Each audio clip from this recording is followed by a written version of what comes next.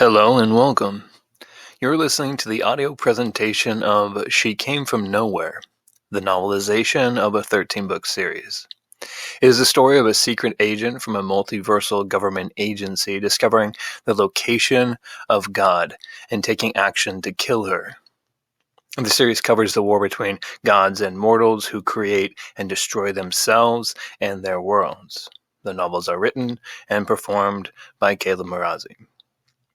If you would like to support the creation of this series and add input of your own, swing by patreon.com/shecamefromnowhere to become a secret agent. You'll get access to the entire novel, new series chapters as they become available, and audio from each. Link in the description. And now, enjoy Chapter 3, All In. 1. Leisure cuddles two Furbtechs in a flooded space station.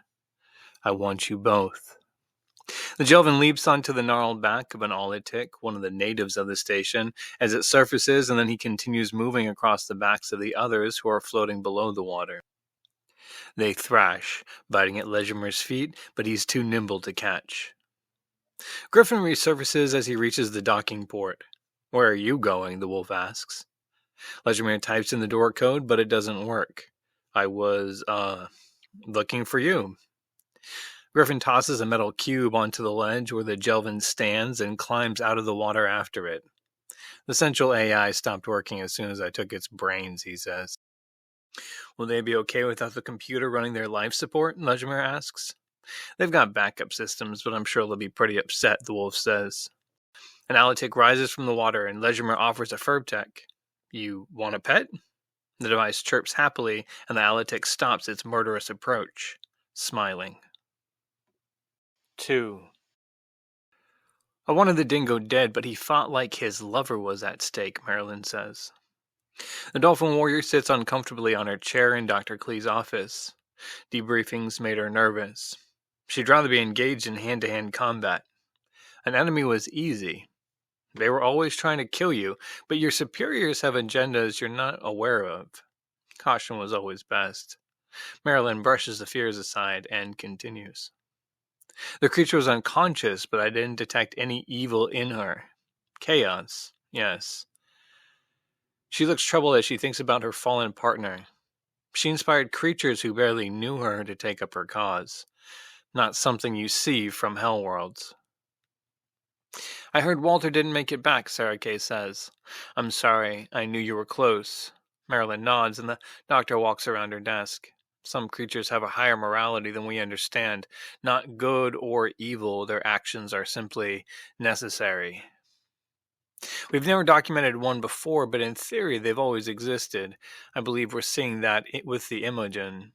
It's arranging things in a way that we can't fathom and is removing things like Walter that somehow upset the order it understands to be best. Permission to speak, Marilyn asks, and the doctor nods. I want you to consider whether you're being manipulated by it. I saw creatures fight to the death on its behalf. Sarah Kay smiles. We're quantumly entangled, so you may be correct on that. The Dolphin Warrior had always struggled with her leaders. She was obedient and loyal, but she also wanted them to be right and was often disappointed. Sarah Kay was different, though. Her frankness and ability to admit being wrong made her trustworthy. Marilyn knew then that she would do whatever she was asked, come what may. She feels a swelling in her heart for... Was it love? Is that what love feels like? 3. I would have killed the Oodler, Gerfon says, leading them through the cave city. If we had, we would still be fighting them and their friends, Sequi says quietly. You and the Prime Leader are so different, the young Illic says. But you look the same. Is that what it's like out there? A million copies of me living their own lives? Something like that, Sequi says. We're unique in that we move across quanta. Don't talk to it, Gerfon, Wharton says gruffly. I want to take it to where it needs to go, so it'll bring the Prime Leader back. I don't trust it, he finishes pointedly. Gerfon nods, looking apologetically at Sequi. Not much further. The entrance should be in here. He opens a cell door, where a torture device sits covered in blood. "What is that?" the second rank asks with a tone of amazement and horror. "It's used for tearing the wings off creatures," Wharton says, ushering them inside. "It was designed by the brutes you think we should be nice to," he says to Sequi. Wharton looks Griffon directly in the eye. "Don't let this interloper make you soft. We trained so hard and kill without remorse because we were hunted mercilessly." 4. Warren Kim had found her, but he wanted to find a gap in the city's membrane. Connie arrived by crawling in a cave to escape Meltheus, a being from outer space who inflicted sores on the people of Brandswank so they would beg him for their healing. Gertie, more human than machine then, convinced them that Sparrow let her live. The reasoning was sound, even from a child. If the goddess of New Trenton didn't desire an inhabitant from the other side of the world, she would have killed it. Or they had to admit she didn't have the power to do so. They agreed. She must have allowed it. To Connie Tong, Warren, her savior, and surrogate father, was second only to the gods. As she grew and he joined the police force, she aimed to be just like him. They were overjoyed when Gertie was picked, but there wasn't work for them both. Connie had to get what she wanted another way. Fortunately, Detective Tetraserini opened her agency to investigate the unusual phenomena appearing around New Trenton. For unknown reasons, bizarre creatures would suddenly appear from doorways that had previously led to ordinary places. That Connie herself had come through such a door got her hired to track these creatures and dispatch them without prejudice. Gertie said it was a crock, that creatures couldn't be appearing from nowhere. Easy for her to say. When they appeared, she'd called Connie and be done with it. The truth was they found something truly bizarre. They didn't talk about it with anyone but themselves. Sometimes, when you turned a key the wrong way, the doors opened into a hallway so long that no matter how far you walked, you would still be no closer to the end. And sometimes they opened a door into a hotel that was so tall the ceiling was lost in shadows. The lobby filled with so many different creatures, they couldn't be counted. Gertie's concern was to get the creatures gone, but Connie tried to get them home. She was disappointed she hadn't been able to walk in the footsteps of her father. Now the chief of police, she found herself doing something greater than she imagined. Sparrow protected the town from Meltheus' disease, replacing rotten body parts with machinery. It was the only life Connie knew, but it wasn't anything she wanted to impose on the creatures that came through their doors. To them, it would be hell. Daily, Gertie and the others became more Sparrow-powered machines, unable to leave.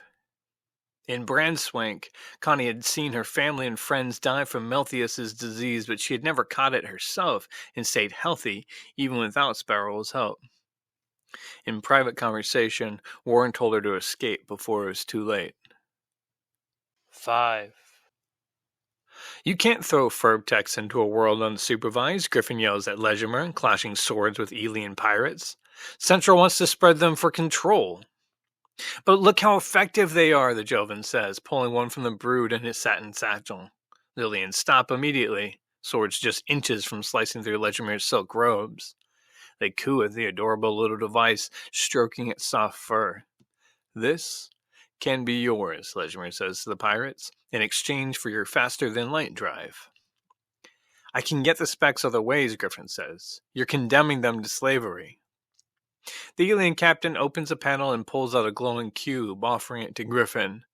The wolf hefts the cube, heading to the transporter. "This is the last time we do this." "Of course," the Jelvin says insincerely, handing the Furbtech to the captain. He follows Griffin. "But how bad is it to have harmony throughout the universes?"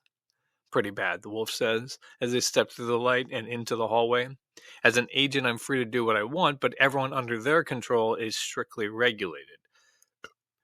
Griffin sets the cube down. "I can get the technology. Please stop using those things." "I will," Legimir says, rubbing his silk-gloved hands together and thinking about the room full of Furbtech on Ahael. He realizes they're going to need another room if they keep breeding it like they have. "Where do you want to go next?" he asks greedily, eyeing the doors. "Transi 8? Undagud? Ooh," he says, stopping. "How about Patola?" The wolf sighs, seeing that he isn't getting through to the Joven. Home, so your family can start on this thing. They've got a long road. Alien technology can be tricky.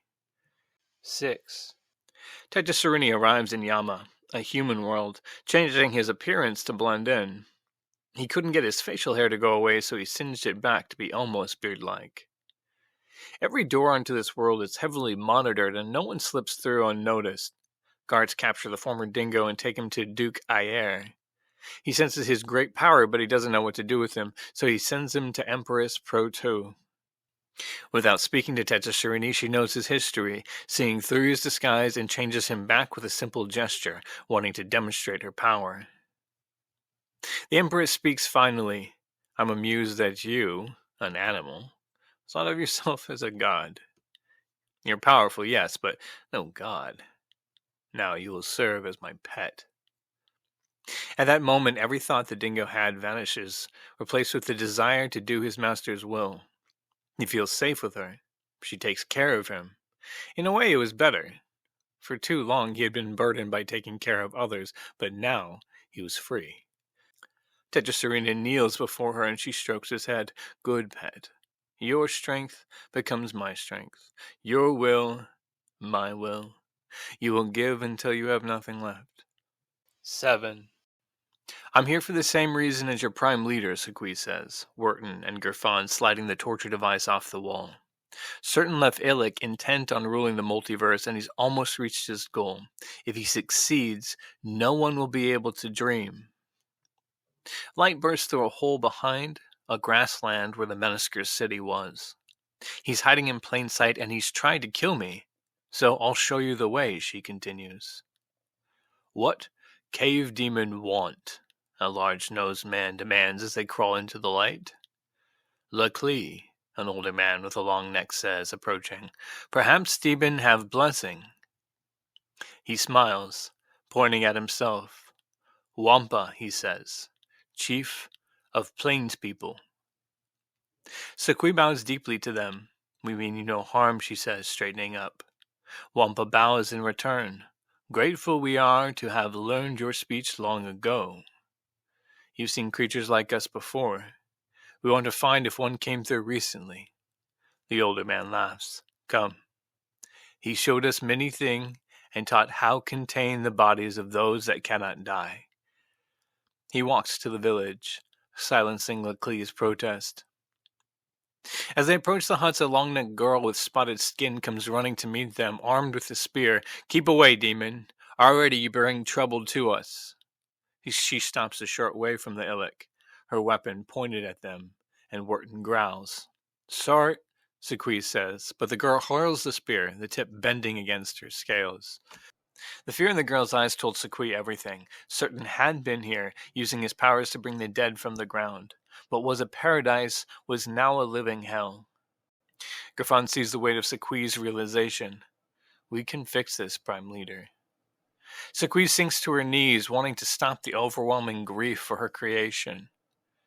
She allowed innumerable universes to exist and made each self-sustaining, but she hadn't fully experienced how the cycle of life and death affected those who lived there. I'm okay, she says, getting help to her feet, but she was not okay. It had to change. But how? She gave creatures the ability to choose in order to create the multiverse. I no want hurt you, she hears the long-necked girl say, and the Imogen smiles.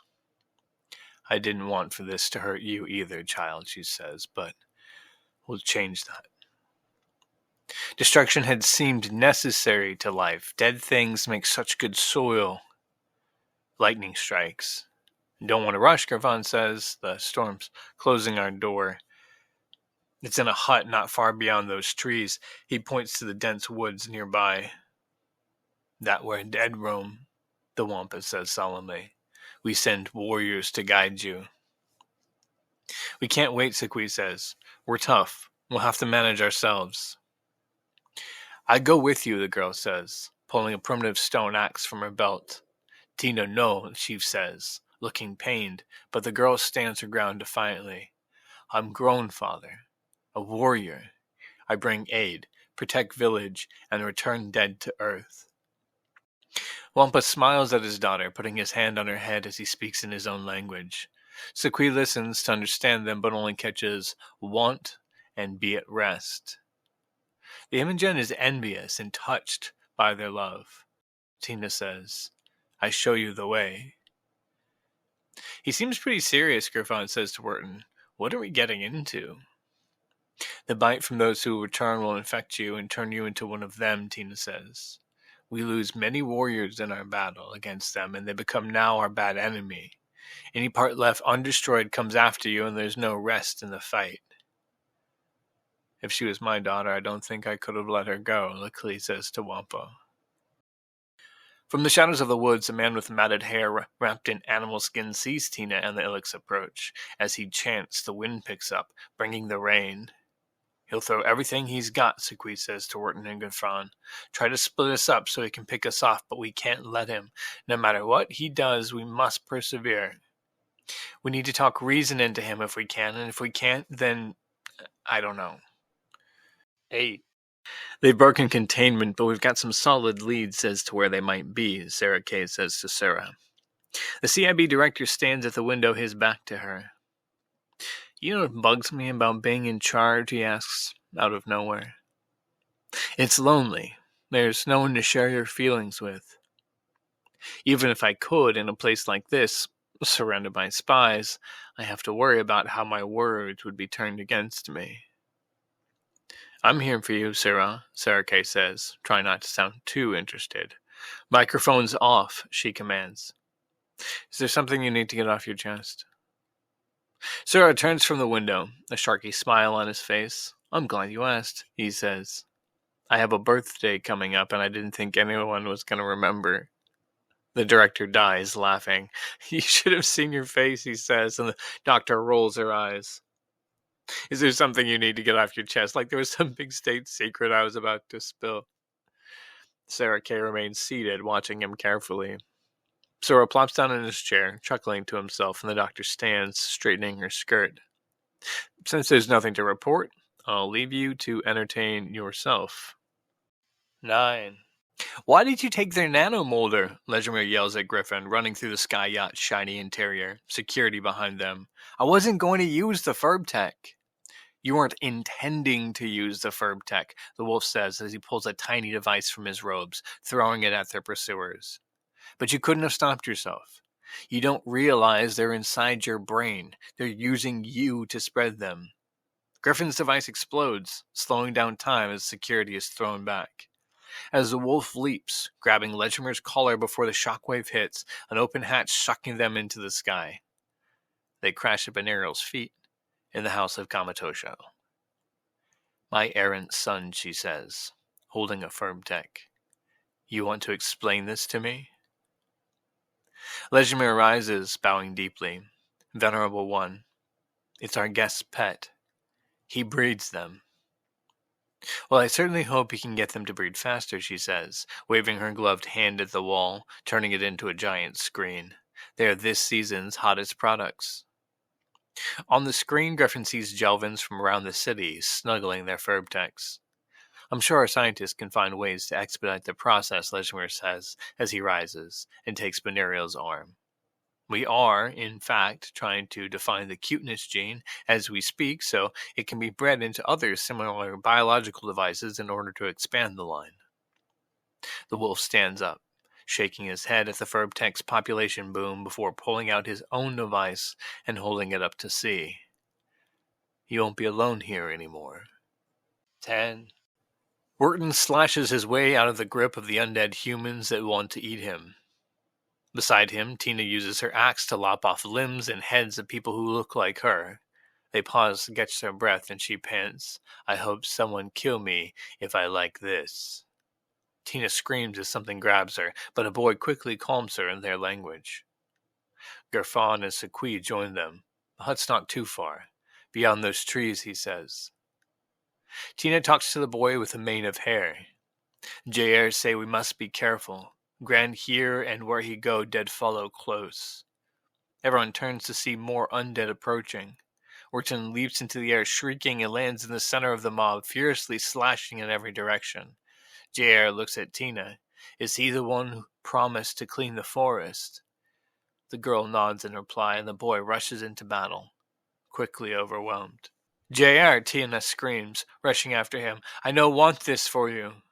She swings her axe, hacking the undead to get to the boy who bleeds from bite wounds. JR speaks hoarsely in their language, and she nods, chopping off his head. Then Tina turns on the remaining monsters like an animal, making even Wharton take a step back so as not to become a target himself. When they're dead, she stands in the center, covered in blood.